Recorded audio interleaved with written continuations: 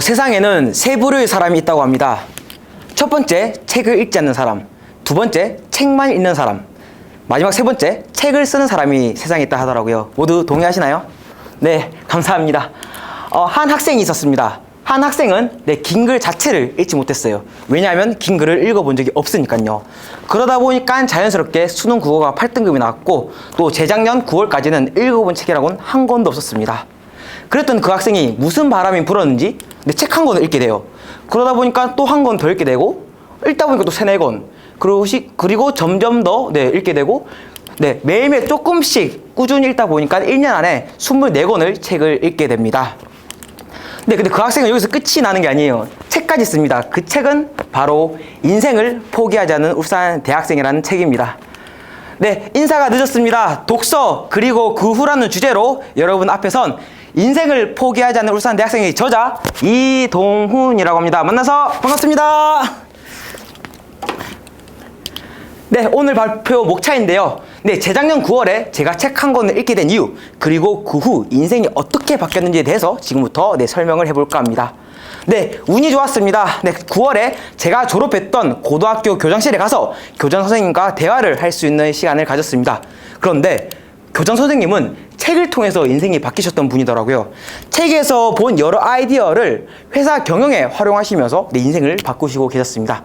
네, 교장 선생님은 뿐만 아니라 교장실, 그리고 집, 그리고 차 안에서까지 책을 계속 읽으시는 분이셨습니다. 그렇게 해서 교장 선생님과 독서에 관련된 얘기를 1시간, 2시간 가량을 했습니다. 네, 교장 선생님과 얘기를 다 하고는 저 안에 하나의 결심이 서더라고요. 나 지금부터 책 읽어야겠다. 나도 나름 미래에 대해서 걱정과 불안이 많고 방황하고 있는 것 같은데, 나도 교장 선생님처럼 인생을 한번 책을 통해서 바꿔봐야겠다는 결심을 쓰게 됩니다. 그렇게 해서 교장 선생님과 이제 얘기를 하고 집에 왔죠. 근데 저는 무슨 책을 읽어야 할지 모르겠더라고요. 왜냐하면은 그 전까지는 책에 대해서 관심이 1도 없었으니까요. 그러다가 하나의 책이 딱 머릿속에 스칩니다. 바로 나는 5년 동안 최고의 도전을 시작했다라는 책인데요. 이 책은 저희 울산대학교 선배님이 쓰신 책이더라고요. 그래서 저는 신기했어요. 울산대학교 학생이 책을 썼다니까 저는 정말 신기해서 이 책이 생각이 나더라고요.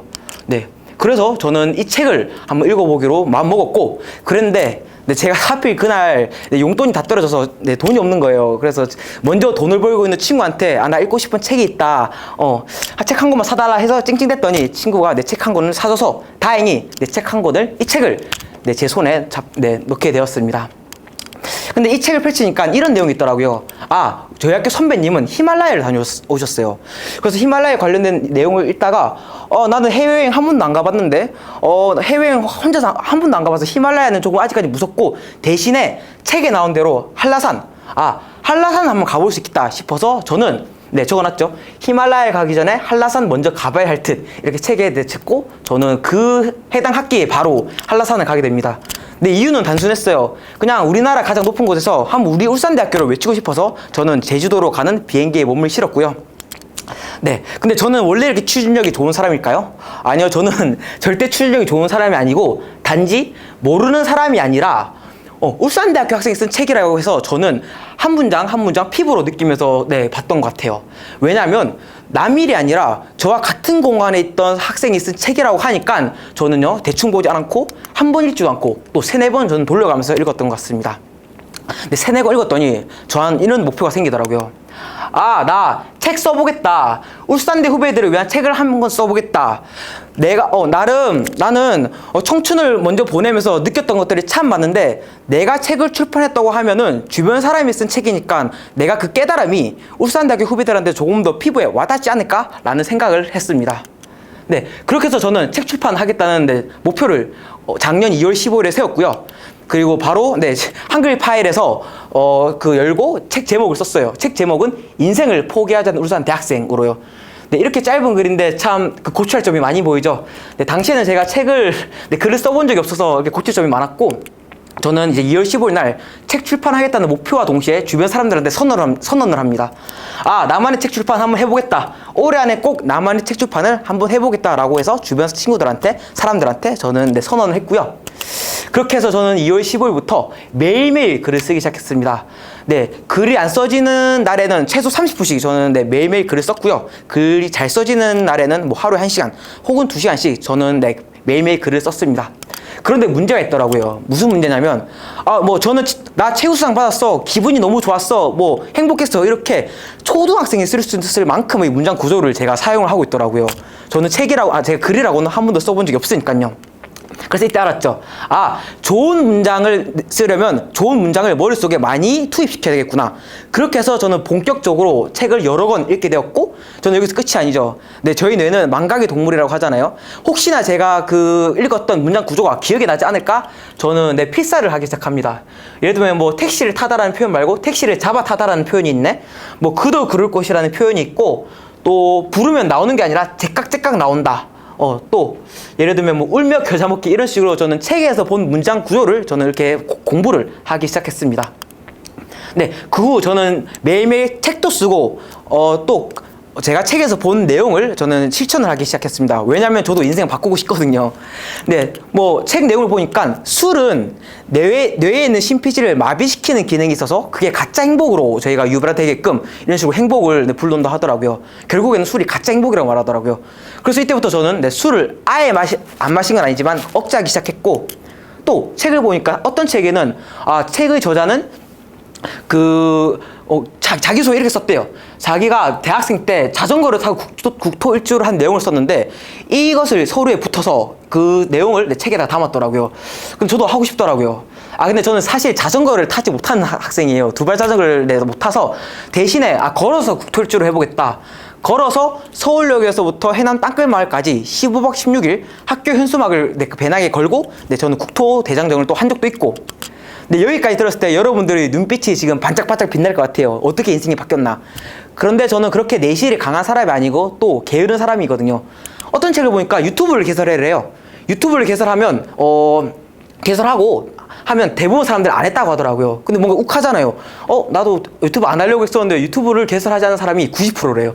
그래서 저는 유튜브 한번 좀 제대로 해보자 싶어서 유튜브로 독학해서 영상 편집도 배우고 이렇게 저는 일주일에 한 번씩 유튜브를 업로드하기 시작했어요. 그런데 제가 아까 뭐라고 말했죠? 내실이 부족하고 강한 게으른 사람이라고. 5개월 전 이 영상이 마지막 영상이 되었고요. 그리고 또 사람이 감사를 하면 행복하대요. 그런데 그 감사가 행복한 거지, 감사를 해서 성공하는 게 아니라 내면에 있는 악을 끌어올려서 그것을 통해서 목표를 달성하면 사람이 성공한다고 책에서 말을 해주더라고요.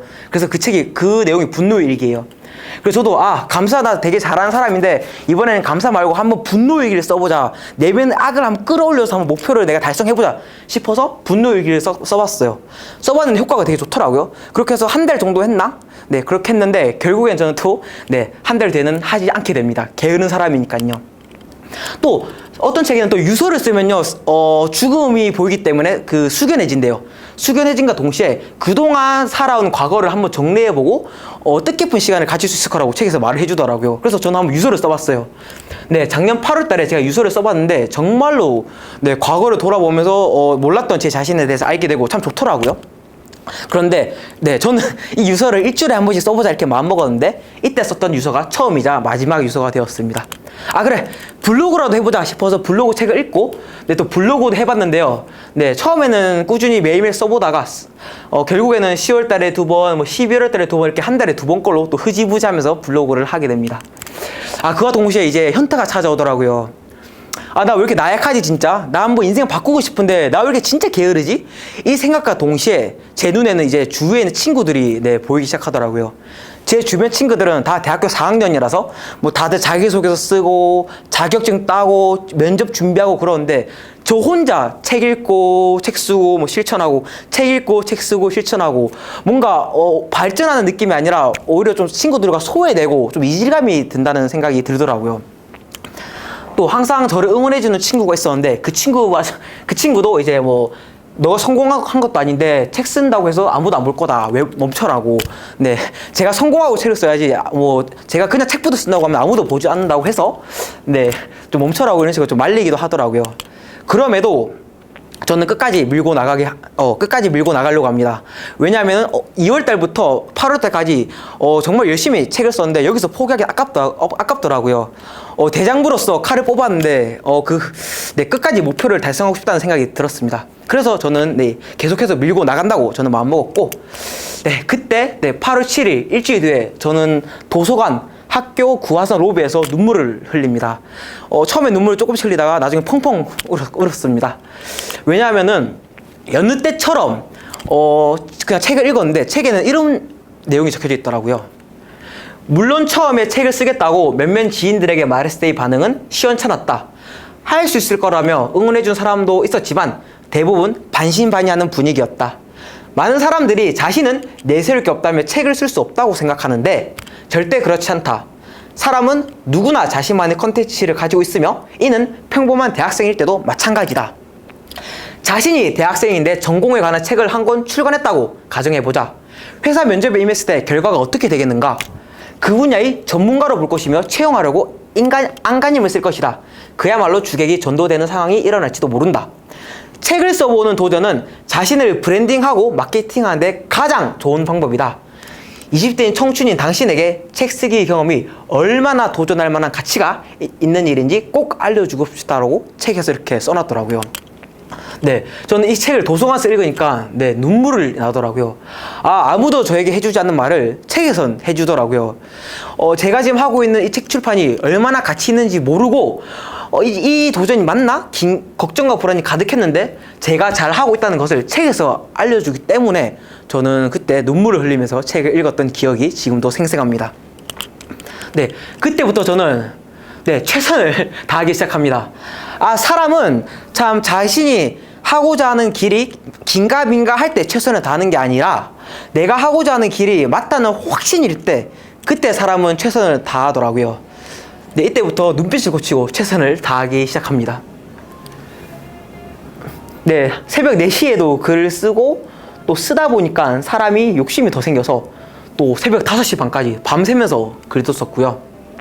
수업 끝나고 또 도서관 가서 또 책을 쓰고 이렇게 해서 저는 남은 기간 저는 제가 가고자 하는 길이 맞다는 확신이 있었기 때문에 불태울 수 있었던 것 같습니다. 그 결과 257일 동안 저는 글을 써내려간 덕분에 제가 쓴 책 인생을 포기하지 않는 울산 대학생이라는 책이 세상 밖으로 나올 수 있었습니다. 지금까지 한 권의 책을 읽어 새로운 목표를 잡고 그리고 힘든 순간 책의 응원을 받으며 결국에는 책을 써내려간 이야기를 지금까지 여러분들한테 했습니다. 마지막으로 이 말씀만 드리고 오늘 발표 마무리하도록 하겠습니다. 저희는 사회초년생입니다. 사회초년생으로서 살아가다 보면 힘에 부치는 순간 혹은 방황하는 순간을 맞이할지도 모릅니다. 그런 순간에도 나 정말 뭔가 해보고 싶은데 하고 싶은 것이 없어. 나 뭐라도 해보고 싶은데 용기가 나지 않아. 하는 그때 책 한 권 펼쳐보는 것이 어떤가요? 그 책은 남들이 읽어라고 권해주는 책이 아닌 지금 여러분의 머릿속에 떠오른 그 책이면 될 것 같습니다. 그 책으로 이번 올해가 완전히 바뀔지도 모릅니다. 새로운 목표가 생길지도 모릅니다. 그리고 그 목표를 나아가는 도중에 힘에 부치는 순간도 오겠지요. 지칠 법한 순간에도 다른 책이 분명 다시 한번 도와줄 거라고 저는 확신합니다. 왜냐하면 제가 그 경험을 해봤기 때문에요. 이상으로 오늘 발표를 하게 된 이동훈이었고요. 오늘 발표를 들어주셔서 진심으로 감사드립니다.